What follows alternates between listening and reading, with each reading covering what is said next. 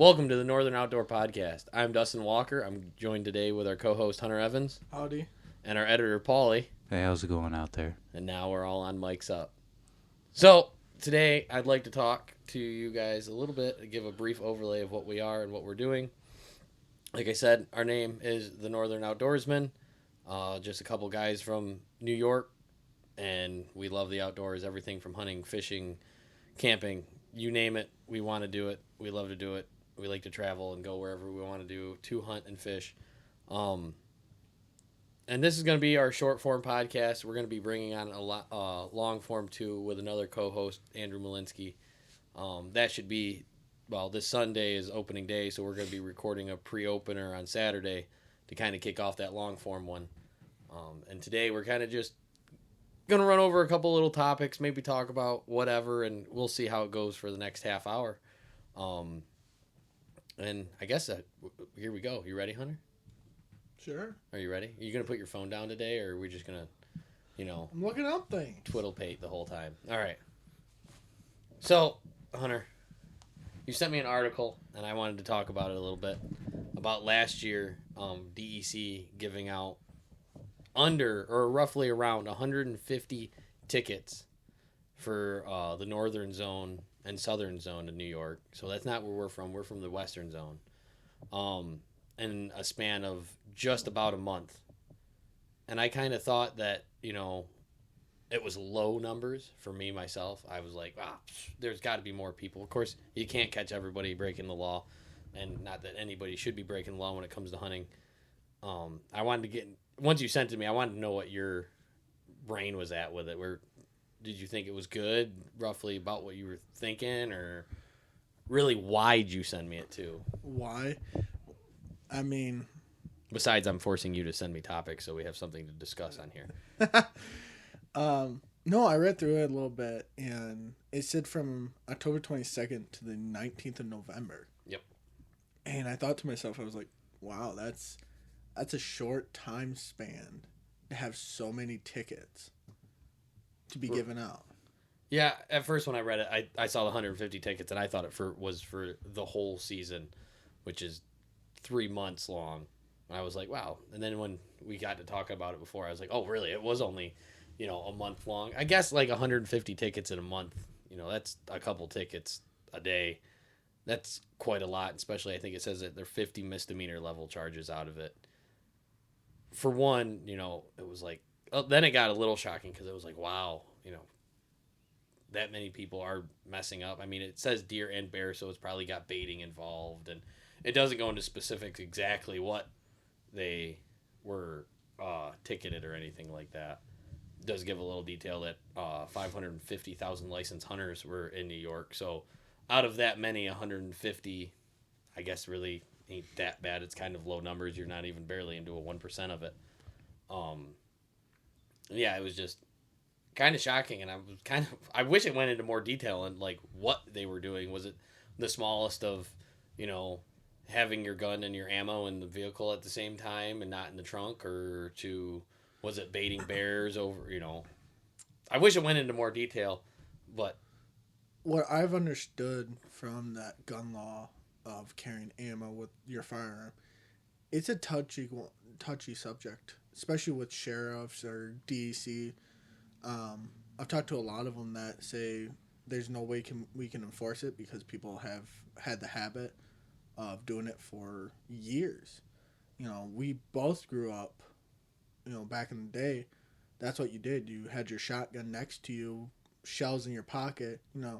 You pull down dirt road and your hunting spot's right there. You jump into the tree line. There's a deer. That was a done deal. But the way this new hunting world is, that's frowned upon. Right, and I get a lot of it's, it's some of the laws are meant for safety reasons, like that one, like, you're just going to, it's trying to keep people from just being able to load their shotgun in their car and blasting one out the door or the window, which is illegal anyways, but it's giving it one more deterrent to not get people in that situation, which I get, and it's unsafe to like ride with your ammo and everything inside, you're right next to it, because it gives you that temptation. Oh yeah. But I didn't know, like, that's what my question was, like, I didn't know if the 150 tickets were all just because of small infractions. I know the misdemeanors at higher level. Oh, the misdemeanors are 100% overshooting your tags or shooting past daylight. Yeah, I poaching know, on other properties yeah. and stuff like that. And Which is good that they're catching people do that, because nobody wants to deal with that anyways. I know around here we have enough issues with people trespassing and stuff like that, and it sucks when you got, we hunt state land, but we also have private properties we hunt. I know you had a guy this year when we were turkey hunting that walked up behind you, and you kind of told him to leave, and he didn't give a crap that you were there anyways, because he was going to hunt that no matter what he did. oh yeah, and it's frustrating, especially getting a new property to hunt, and you get told by the landowner, "Hey, there's no one here hunting. You're good to go." And just some random guy comes up and goes, "Hey, I'm doing this." It's like, where's the rules? Where's the regulations? Where's it coming into effect? I know in New York State, they only can. It's only a fine if it's posted. It's a $250 fine, or I think it's a 3-year jail sentence. Yeah, but it's also, your property can't just be posted on the corners. It's like every 50 to 100 feet it has to have a posted sign. I think it's 100 feet. It has to be posted from all angles of the property. Right, and 100 feet or visible from sign to sign. Yeah. So you can't just walk between and be like, "Oh, I didn't know." I mean, most people that unless you're coming from out of state or somewhere and you've got a property and you don't know the property lines, most people where we're from are going to be hunting where they've grown up hunting. They know the property lines. They're doing it because they see that one deer that they want and they want to cross over to get it, or they just don't care, which is completely another reason why somebody would do it. I mean, with the new technology we have for hunting, Oh, especially yeah, like our OnX. cell phone. Yeah, OnX is almost spot on. It can be a little off in some areas, but no, it's pretty close to being right where it needs going to be. through the property I hunt, during turkey season, I walk the whole border just to see if it's on it, Right. And it was within 50 yards of the the line. And I was like, no, this is pretty estimated here. I know for the new generations of hunting, it's a temptation, especially say a young guy goes out to go get his first turkey or first big buck, and that deer or turkey are sitting on the other side of that property line. Yeah, it's one of those temptations. You want to hit that deer, but are you really wanting to be that person? I mean, I know I've been there. I've been there with turkey hunting way back when I first started hunting with Dad, and been like, we're looking towards the other property and we can see the ridge that the bird's on, and we just can't get it to it. And it's like, if we could just take 150 yards, we could get that bird. And Dad's going, we're going home. And it's like, no, we could get. He's like, he's not coming today. And it's like, we'll get him tomorrow. And it's like, but we could get him right now. I swear, if we got another 100 yards, we'd get him right now. And so, and I get it. And, I think some of the issues, especially with, newer hunters, there's in the last 3 years, a lot of licenses, they're not licenses, your permits, everybody's doing them online. Oh, yeah. Well, when I went through it with my wife, it's not as good when it was in person, someone talking to you and kind of explaining things. It's somebody talking, but it's so vanilla, I guess you would say, that it's just like, okay, I'm not learning anything from this. They went briefly over the laws to make sure you follow, even though they're not all on there. But it was shocking, because then I was like, well, all the generations coming up now, yeah, they're going to do it online, but they're not, because they can. It's a lot faster, and you don't have to take the 2 days. You can take a month to do it. So it's like, but they're not getting that in-person education where someone's going to take you out. With mine, we went out and shot. We shot a 22. I believe we did a 12 gauge, and then we did, of course, this was years ago, I think we did a rifle. And just like with my bow course, when I did that a couple years later, we did, we were told to bring our bows. We got to shoot our bows. They went over other, hands-on stuff. Nobody's learning that hands-on. And it just says oh yeah, you see a posted sign, you're not supposed to cross it. Well, I know there's places on our state land where service is very little. OnX works, but if you don't load it before you get it there, or it just not working, a lot of the boundary lands aren't posted. So you could be walking on there and be like, oh, yeah, no, this looks the same. You know, the ridge is right here. And it could just be a little triangle and you shoot one there and the owner's watching you, calls DEC, and he's bam. But then people get away with it because, oh, it wasn't posted and all kinds of things like that. So it's when it gets into like that 150, I wish it went in deeper to being like, you know, did they not tag their deer before they got out of the woods? Were they traveling with it? Was it? I just wish it went into more detail to be like, oh wow, this is the main rule or the main law that people aren't following. To go like, well, is that law worded good? Is it not worded good? They just gave us nothing. Like I know the one is like you can't bait. Yeah, you can't bait. That's self-explanatory. Yeah, you can't bait. Tagging your deer or tagging a turkey or a bear or whatever you have to use a tag for in New York. It's not, you don't have to tag it until you get to your final destination or you get to a motorized vehicle. Right. As soon as it touches the motorized vehicle, like a four-wheeler, Truck, anything, car, ATV. whatever you want to, carry into the woods or drive to the woods, as soon as it touches it and you don't have a tag on it, you're technically breaking the law. Right. Which is understandable. I mean, we always grew up that once your deer was down, that's when you tagged it. Once you got there, you got it gutted, you got it ready to transport to your vehicle or whatever, that's when you tagged it. But that's another one. Like, I don't remember exactly when my wife went through doing that. I don't remember exactly how they went through, but I know there was other parts that was like, click the picture that's wrong, and it was a guy that was pulling a gun out of the car, and it was the chamber was closed, and the one that was open, it was like, okay, they could just click anything, and even if you clicked it wrong, because I didn't like help her at all. She had to do it herself. Even if she clicked it wrong, it didn't really do anything negative. It was just like, no, this is wrong. And then it was like, you should have clicked this one because blah, blah, blah, blah, blah. And it was like, well, that's not like anything you learn online or do online anyways. I'm terrible with it. Like, you can breeze through that stuff. Like, you could click the video and just walk away and come back and be like, okay, and just answer the answers or look up the answers as you're doing the test. It's not like that in person.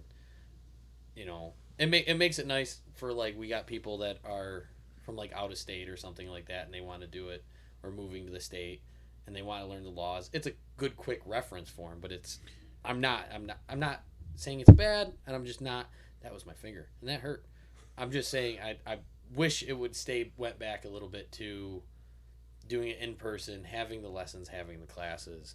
Maybe it would have been only 50 tickets. Probably not, because if people are going to break the law, they're going to break the law. It might have. But even when I took my hunting course when I think it was 11, right when I turned 11 or I was turning 12, because I did in September, it was, even if you had a 40% in the class, you still got your hunting license. Right. I still think that's wrong. You should get above this average to prove that you are a decent hunter. You know the law. You know what you're supposed to do. Yeah, I don't remember. Well, mine was almost 20 years ago when I took mine. So, I don't remember it. I thought that when I did mine, you didn't pass unless, I think you had to have like a 75. You got to retake it twice. Or not, you got one retake of course this one I did now. You only did yours less than 10 years ago. About 10 years ago. Yeah, about 10. And I remember, you got one retest, so you could take it twice, and I think you had to get over 75%. So, kind of the way schools were back in the early 2000s, even with that, you had to get that to get your license. If you didn't, you had to retake the course. But that's just them being like, nowadays it's just like, oh, well, we want everybody to pass. We want everybody. That's throwing danger in the woods that we like to be in. Yeah, they want to throw new hunters into the woods, but again, if you show them a picture of two guns in a truck, which scene is wrong, and they click the wrong scene, are you really going to trust that kid to properly know firearm safety?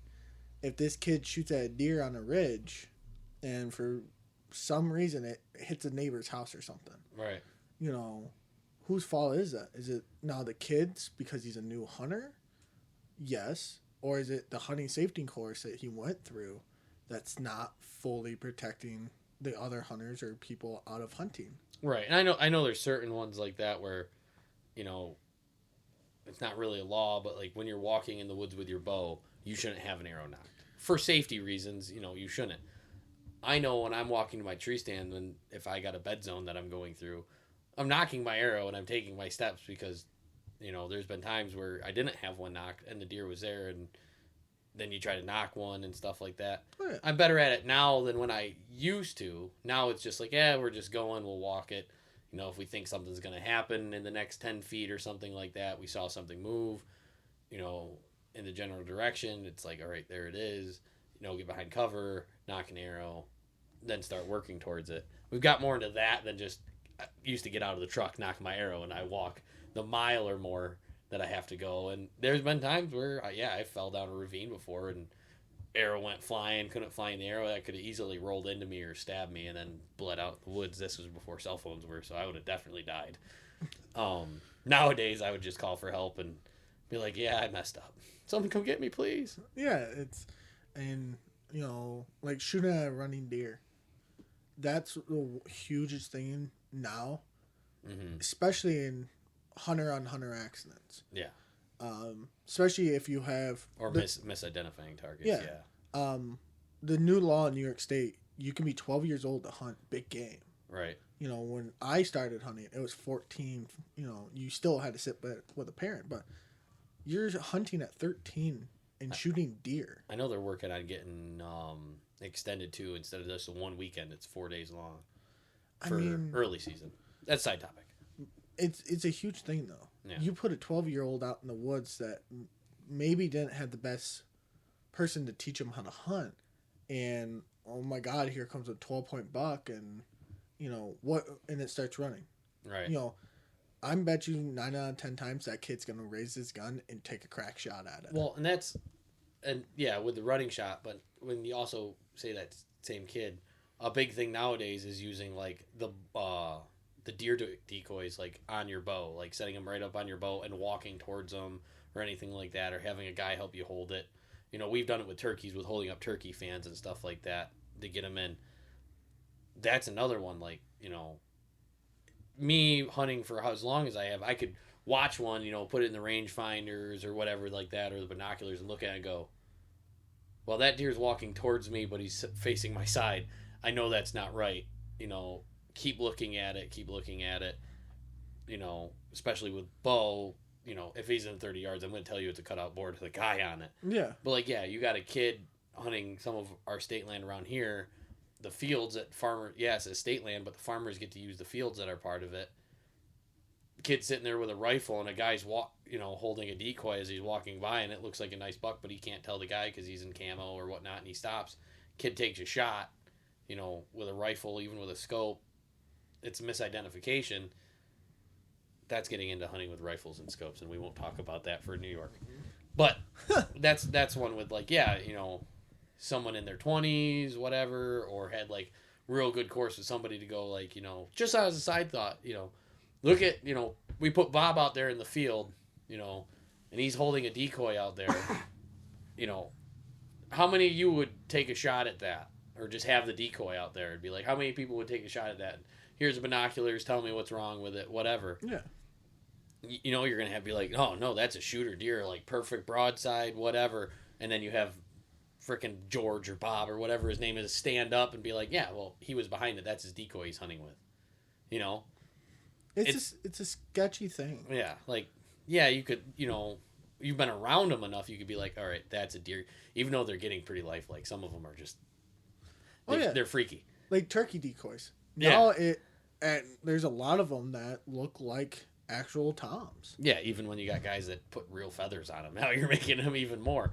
And I've had guys sneak on me when I was turkey hunting, and I didn't have decoys out, but they were coming to me calling and sneak up behind me, and of course they were trespassing, doing all kinds of stuff like that. Like me, I would never just go sneaking up on a bird, but that happened, and being a kid or something, and one's behind me and want to turn and think it's another one because he called and turned around, bang.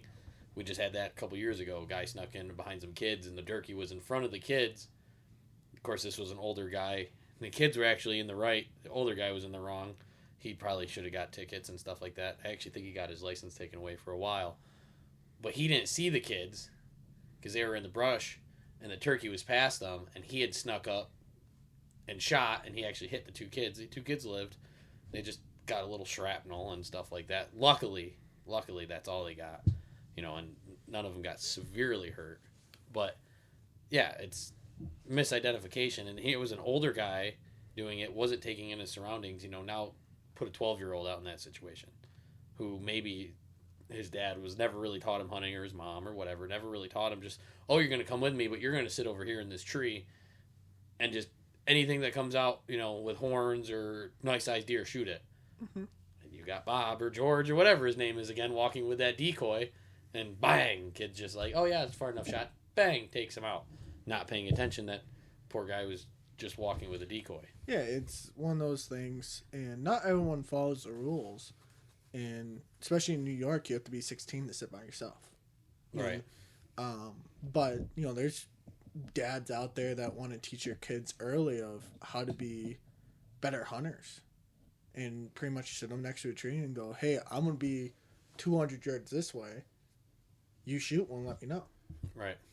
And a kid not knowing fully about hunting or haven't had 5-6 years experience hunting, he might just see that decoy and whack one. The only thing I wish that we had, of course we have there are organizations out there now, but like, if I wasn't a competent hunter, but I liked to hunt, and I wanted my kid to learn better or something like that, like a program that takes your kid out and, okay, we did it online, but, with the course, but maybe the kid has to go out and go for a day with someone that's licensed to actually have like a little more time with like someone in the woods, making sure there's hands on, you're doing it right. If they get something, that's awesome. If they don't, well, at least you had a life lesson of like how to do it with some hands on.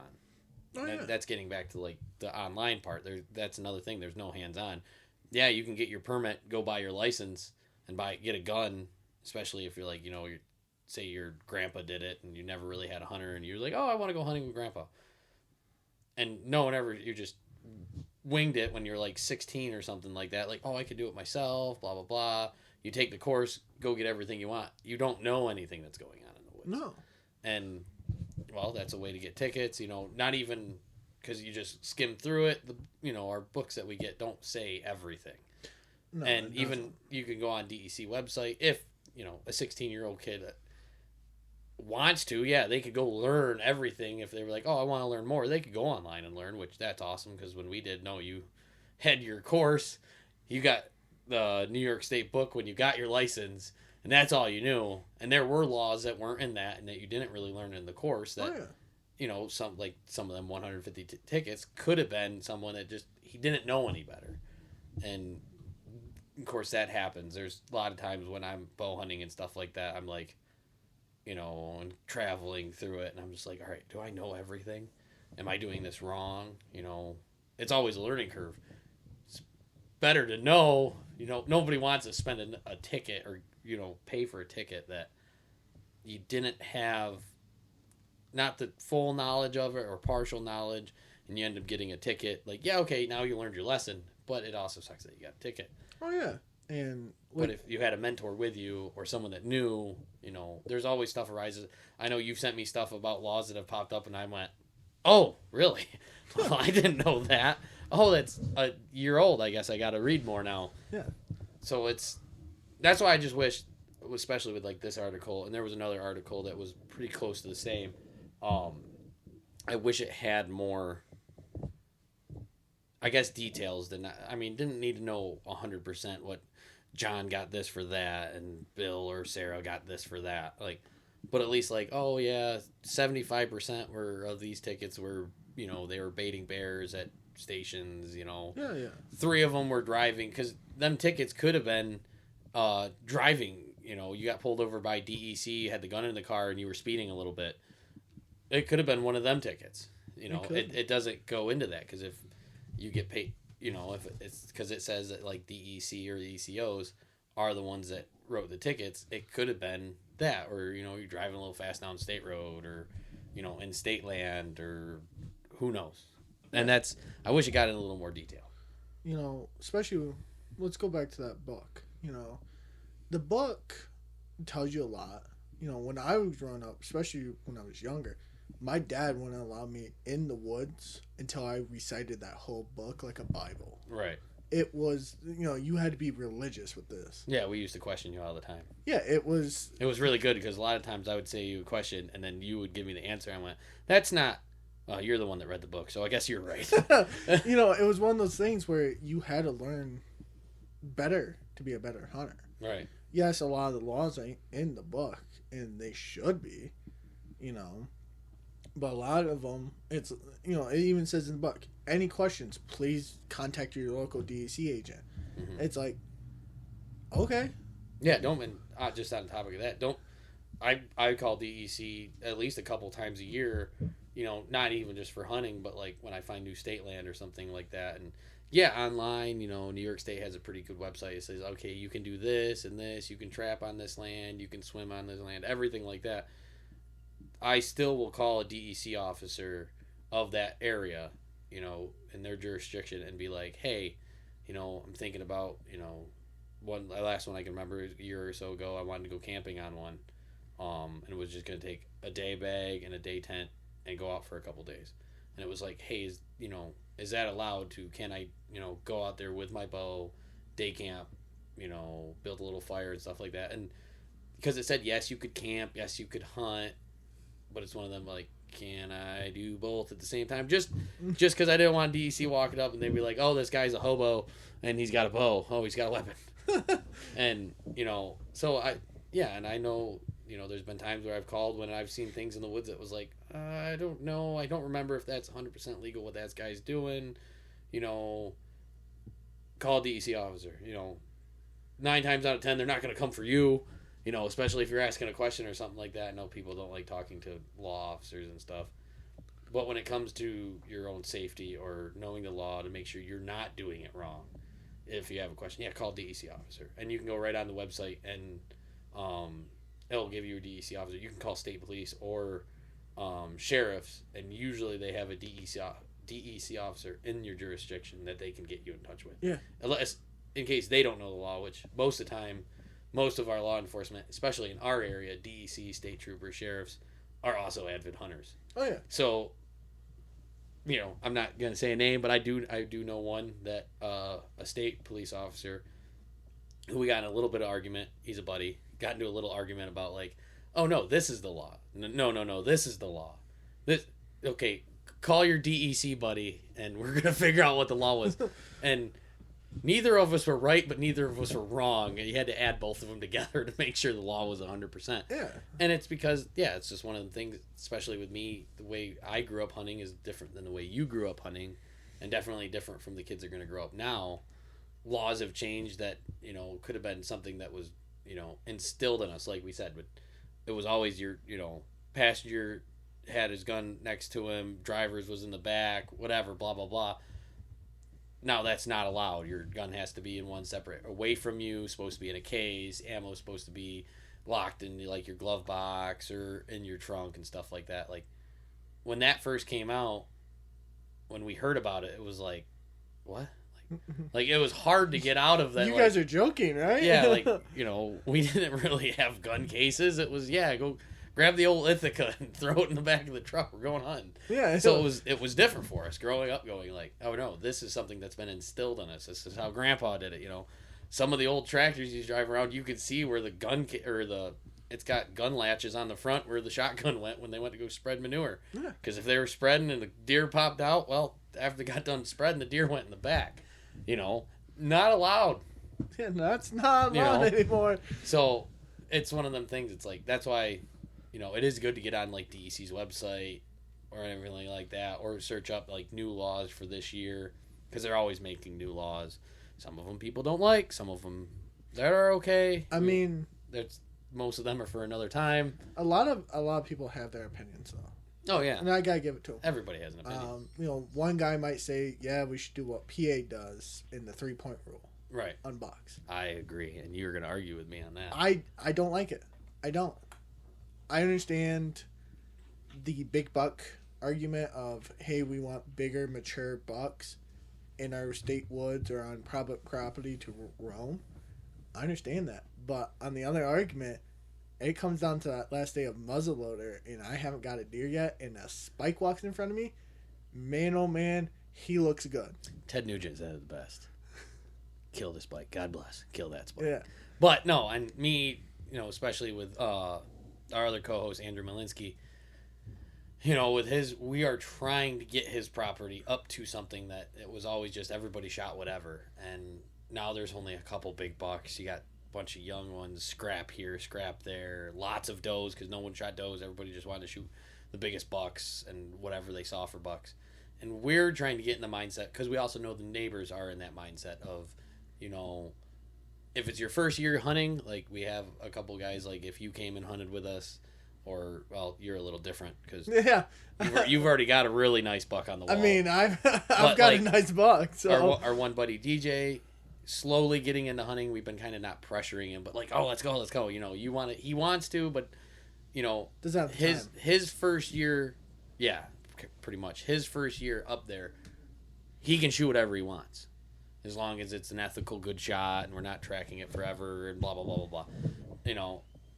But we're setting the standard for trying to get these bucks bigger, and we've already talked to the owners. We have a couple guys like that I served with that want to come and hunt. They've never really hunted before, maybe in their second or third year that never have gotten anything. They can kind of shoot whatever they want. Yeah. So I get where you're coming with like the 3-point. I think everybody that has property or can manage it or has the opportunity to let small ones grow. But I don't want to play too much devil's advocate with it because I do 100% agree with you on letting, some guy from out of state, or only gets weekends and he's only got like 3 weekends to hunt his whole season. Yeah, do what you got to do. But someone like us that has the opportunity to hunt private, hunt state, has the time to hunt because we make the time to hunt because we're kind of addicted, to let the small ones grow. Now, as I say that, I do have the spike on our property that has the messed up horn that goes out horizontally. You have him, and I have that cow horn one. Yeah. That is so weird. I've never seen before. It's one of the well, that comes from our dads of the scrappy ones, the little 4 points that look really weird. We want them because they're just cool. Like we'll throw the either sex tag out of the way. Save the buck tag for the big one. Either sex one can go. Oh, I got another doe permit over here. I'm good. Yeah. So, but now the only way he's gonna get shot is if he's like we've already talked about. Like if he's within like 15 to 20 yards and just like stands there for 20-30 minutes not paying any attention. And the urge of me gets there, like he's gonna catch an arrow. And it all depends. Like we in the photos and videos we have him, we can't see if he's walking with a limp. One we thought is like, oh, he almost looks like he has a front shoulder injury, which could cause the horn to grow weird, or like did he get hit? Is he not healthy? That would be like if he came in and I saw he was really limping on one leg, like it was shot.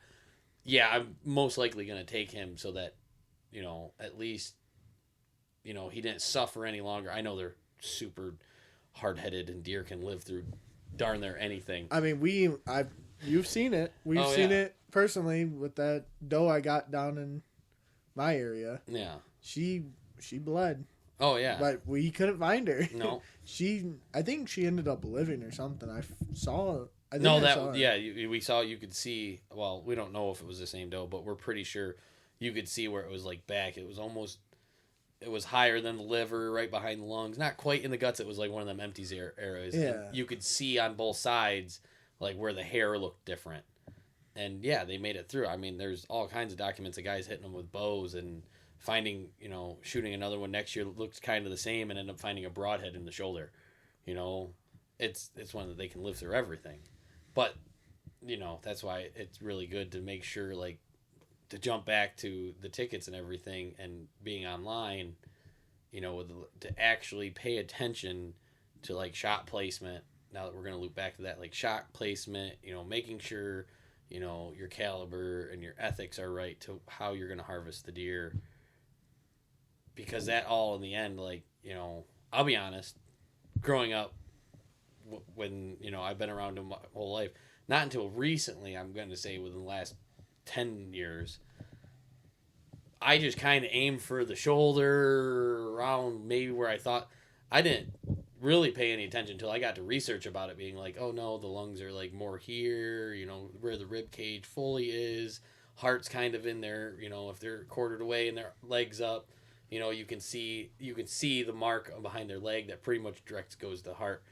There was none of that thinking because it was taught, like they showed you, okay, here's the diagram of the deer, here's the lungs, here's the heart, whatever, you want to make a shot around here. I didn't pay any attention to that. No, and like when I grew up, you were told during gun season, hit it in the shoulder. Yeah, drop it in the shoulder. Just shoot it right in the shoulder.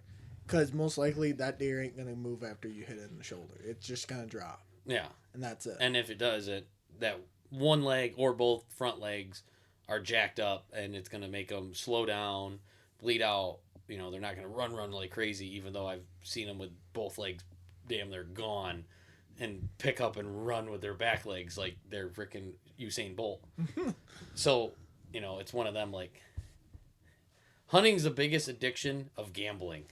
Because, It's you can't say gambling because people would have got offended or still will get offended of that, because they'll say that the animal's life is sacred. Right. And it is. And as a hunter, we know that. Yeah. But like Steve Ranella said on his, I think he had a video where he went to New York City to talk about his book. He goes, I could tell you more about deer as a deer hunter and teach you more than you can. All right. Just because you're not. Yeah. You don't know anything. You see a deer in your backyard eating, your vegetables. You're like, oh, that's a cute thing. Take pictures, show your friends. We look at a deer going, yeah, that's big enough. Yeah, that's a 2-year-old. We'll let that one grow. I bet it's gonna have fawns next year. It'll produce better. It's eating good. There's enough around here. Yeah, we get more into it because, like, we love it. Yeah, there's been times where it's like I've shot one and been like, oh, kind of felt sad. Like, it was like, oh. Then it's like, oh, I got over that. That venison's going to taste delicious. It's going to feed my family. I mean, like that big buck I got. I didn't even pull my gun up on any other deer at the rest of the season. And I got him on the second day. Right. I was done. Yeah. I was like, yeah, I'll go hunting. Right. Yeah, you became a dog after that. I was like, I'll go hunting with you guys. If you need me to drag one, I'm there. Mm-hmm. But I'm not going to take another one because I've taken the biggest one I could and I'm done for the season. Right. Knowing... going on biggest ones, that's like what me and Andrew have talked about is, this year we don't have a good example of what we want to see people take or all that. We're aiming for one of our bucks so he has one, Lucky 8, or I think it's Lucky 8, and I have my 8 point, and there's a 9 point, Mr. 100, and the 9 of clubs. We have them 3 bucks, and we're hoping to take one of them, because that will be then the standard of it has to be equal or bigger than these bucks to take, unless it's your first year. I'm taking the 8 point, yeah. So, like, hey, this is my standard. I could go for another 8. Yeah, and that's so we're trying to get on that till it'll be like, all right, get everybody in the mindset that does hunt up there, let them grow. Does, they're kind of iffy on what you want to take. Yeah, people will say take the old doe. Well, I like taking the old doe. She's usually bigger. And she's that nasty doe that snorts at you. Yeah, she's the one that knows you're there. Or take the young one, because yearlings and like up to 2 years, if they haven't produced yet, might not make it through winter. They might have harder time making it through winter, according to studies. I don't know. I'm not a scientist, but we go off that. If you have a bunch of does walk in, usually you can tell which the bigger. She's got the longer nose, bigger body. You either aim for her. She's the one already looking at you. Yeah, or you aim for the ones without fawns. Yeah. Or in some people's case, you aim for the ones with spots because they're easier to see. I don't know. You could tell me about that, Hunter. You don't have to tell me about that. Yeah, thanks, man. I'm proud of... We've all shot our little ones. Hey, sometimes you just don't guess it and you take a shot and then you realize after you shot that you got that buck fever for a second and went, yeah, she wasn't big at all. Well, that's like, Hannah got her first buck right after she took the course. She went out opening day with shotgun. We put her in the blind. A deer walked in. She thought it was huge. And the thing still tasted like milk. You know what I mean? Yeah. And that was, but in her case, that's another thing with going like with the online. She did the online, all that. She also, she went out with me a couple times. She never looked at one down a sight before. No. And some of them can look huge down a sight, and some of them look itty bitty down a sight.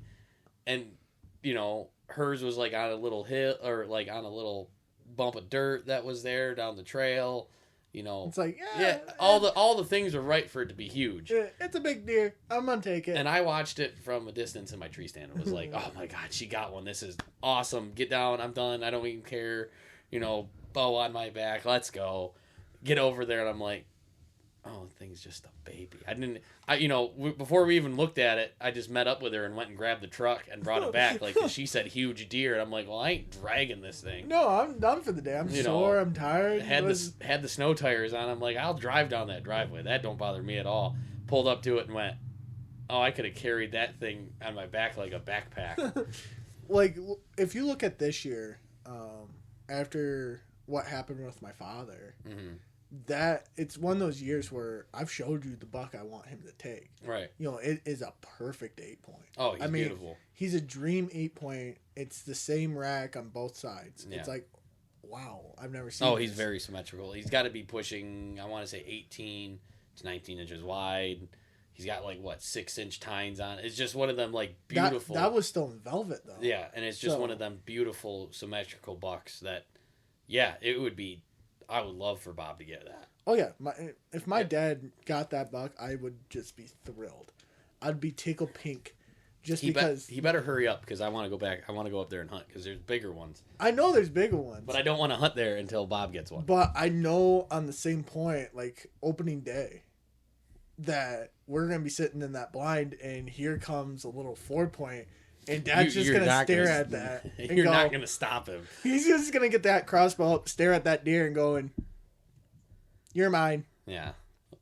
And it's one of those things where, he's the older generation, just look for me. But he's also never shot a deer for, I think it's 6-7 years now. It's been a while. He hasn't got a deer.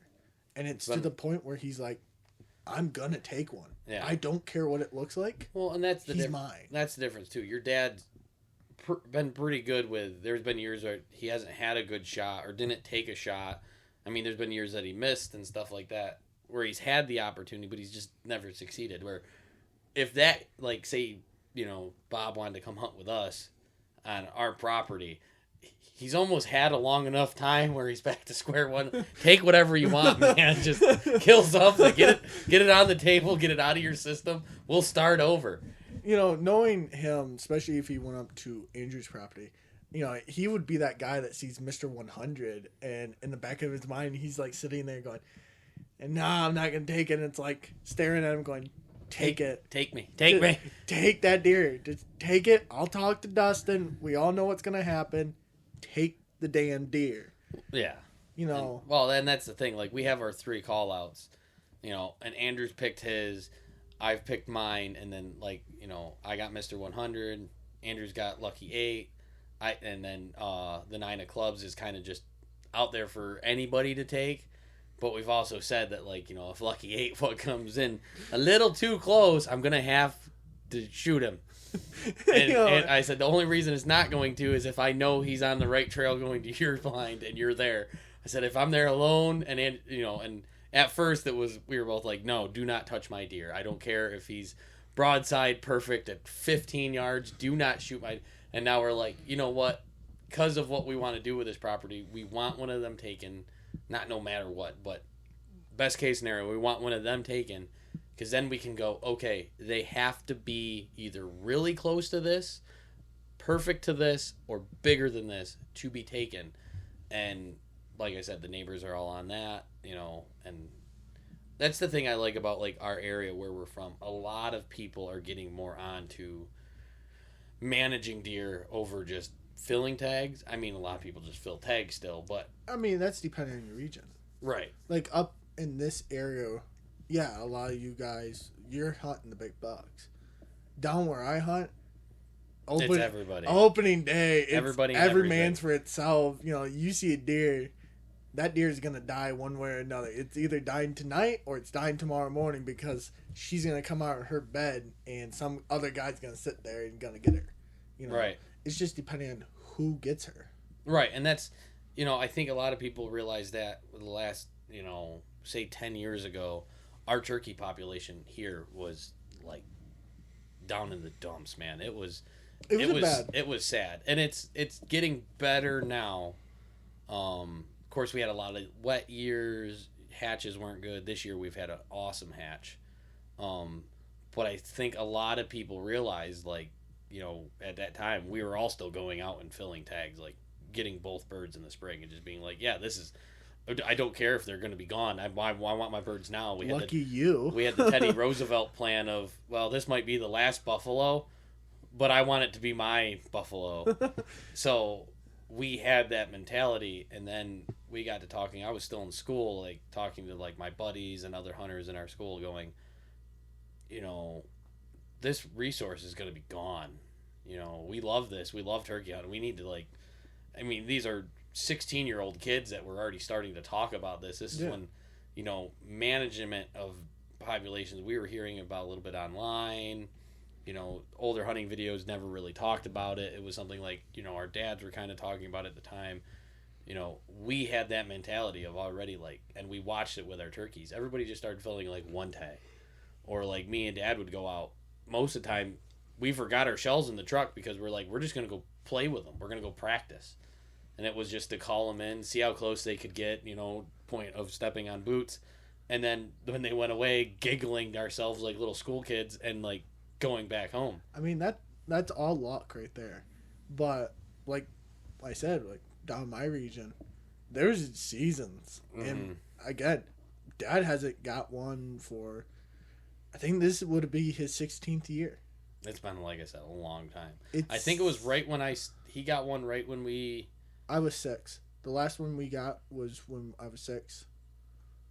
Yeah, so 15, 16 years. Yeah, because it was one of the first years you guys came hunting with me, and that would have put me at about 16. No, yeah. I was about 16, so it couldn't have been 16 years ago. Maybe it could have. Yeah. My math might be way off. But what the whole thing is, you hear everyone get a bird, and me and Dad would just be turkey hunting going, That's nice. that's nice. You guys don't want to share, maybe? We don't have... Listen, we don't have nothing. me and Dad were talking about this yesterday, and I'm going to make this short because we're not out of time, but running out of time, especially for you got to get to work. Me and Dad were talking about this earlier, how you had this year, and you said it was hard because you were doing it yourself and everything. Yeah. Now, I want you to think, okay? Put on the thinking cap, turn the brain on. You said that was hard. Now even Paulie's laughing at you. Hunting with 16 years. Now try to also know your birds well enough to have you at 14 years old, loud, retraining himself all over again. Your dad, who's love him to death, not the quietest guy in the woods. No, he's a big guy. you guys are like trying to take tanks through hardwoods. It's fantastic. Trying to know your birds good enough to get you guys birds, which 75% of the time we got you guys birds, whether one or both of you guys birds. I mean, or I'm not saying got, but opportunities before you even get to that, opportunities to get birds because you messed them up more times out. Okay, I'm not done with my conversation, so do not interrupt. I'm also saying you had to know them well enough to get you guys on them, find you guys birds, but then also find ourselves birds. So when you guys used to laugh that, we were out in March looking at these birds, going like, why you guys start? Because we had to start months ahead of everybody else so that we knew where these birds were. and had them pregame partied before you guys even got to them, so that we knew we could get you guys the birds. So because we liked hunting with you and wanted you to come back sometimes. So it was hard for you, but imagine when we first started that, because you guys were some of the first people we guided out there, especially like me guiding you guys out there. Yeah. You know, my dad raised 3 boys to hunt, so that was difficult enough. And at the time, I was still learning kind of the ropes of turkey hunting. You know, I've been doing it for years, but it wasn't enough to where I really did a lot of the calling or anything. It was mostly on Dad. To Dad going, oh no, you're now calling. You're going to go with Hunter over there because I was old enough to take you over there. Yeah. And me and Bob are going to go over here. And I'm going, uh-huh. Like, yeah, it's great when me and you are doing it, but now we're doing it in 4s by ourselves over here. Figuring out. So you think it's hard to do it by yourself. Now take someone double your size when you're still learning and try to get double. Wow, that would be a big boy. But anyways, I'm going to kind of cut us off there because we're running out of time with you having to get to work. I got more stuff I got to get done. I'm going to ask Paulie if he's got anything to say today. I know we really didn't give you a chance. No? Yeah. No? No. You want to just say hi to the people real fast? Hey, everybody. There we go. There you go. That's Maybe good. make your hunting permit like a driver's permit. Go get 40 hours in the woods with a licensed hunter that's going to sign off for you, and then get your hunting license. Yeah, and that's the only input I have because I don't hunt. Yeah, but it sounds like a good idea for safety's sake. Paulie's that's one thing we didn't really introduce. Paulie isn't our hunter. He is our voice of he's a fisherman. He likes to fish, but he's not a hunter. He's our voice of, I want to say reason, but that's gonna go out the window someday. So he's our voice of the non-hunter at the same time. Devil's advocate. Yeah, that's bad because I'm one too. So we're gonna wait to see how bad Saturday gets. Oh, it's gonna get rowdy. I'll just brief. We're gonna have. I mean, the day before opening day. It's the day before our opening day. We're gonna have our other co-host Andrew here. We're probably gonna pregame shoot some bows before. We'll be shooting bows. We got some stuff on the roster. Our longer form is definitely gonna be a little more wild. It's gonna be twice a month. It might get to the point of once a week, but right now we're gonna stick with twice a month. That one's definitely gonna be our more wild and crazy and let loose, and who knows? Oh, I'm so excited. I'm dreading it all at the same time, if that's possible. But on that note, I'm gonna have everybody say goodbye, and if this is gonna be on our YouTube channel, it's also, you can find us at The Northern Outdoorsman on Instagram. What else did we set up? I don't know. Facebook we set up. Nothing's fully active. Our Instagram's active right now with some pictures starting to go up and some conversation pieces. But yeah, YouTube's going to be where to find our podcast. Or, Instagram's going to have some shorts probably on there. We're not recording any video right now. It's just going to be audio until we're fully set up. And on that point, I'm just going to say goodbye to everybody. Hunter? Bye. Paul? Happy hunting out there. Thank you, Paul, from the non-hunter. All right. Love you. Bye. Bye.